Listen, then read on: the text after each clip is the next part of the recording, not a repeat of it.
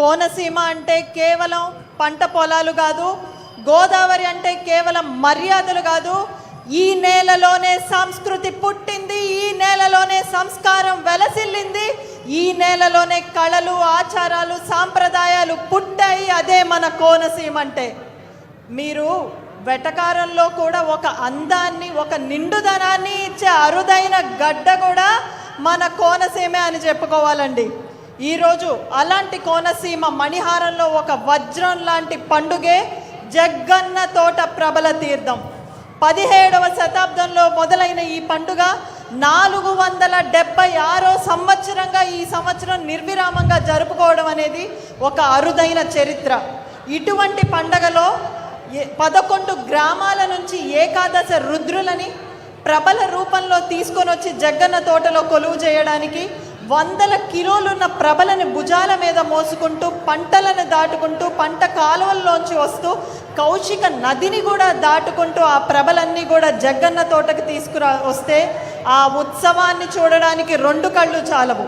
ఈ ఉత్సవాన్ని చూడడానికి సుమారు కేవలం గోదావరి జిల్లాల నుంచే కాకుండా దేశ విదేశాల నుంచి 6 లక్షల మంది భక్తులు ప్రతి ఏటా వస్తున్నారంటే అతిశయోక్తి కాదు.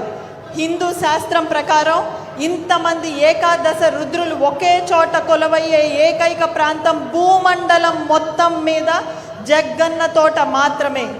ఇటువంటి పండగకు ఖచ్చితంగా గుర్తింపు ఇవ్వాలని, ఒక ప్రాంతానికి పరిమితం అవ్వకూడదని గుర్తిస్తూ మన ముఖ్యమంత్రి వర్యులు శ్రీ నారా చంద్రబాబు నాయుడు గారు ఆంధ్రప్రదేశ్ ప్రభుత్వం తరపున రాష్ట్ర పండుగగా గుర్తించడం జరిగింది.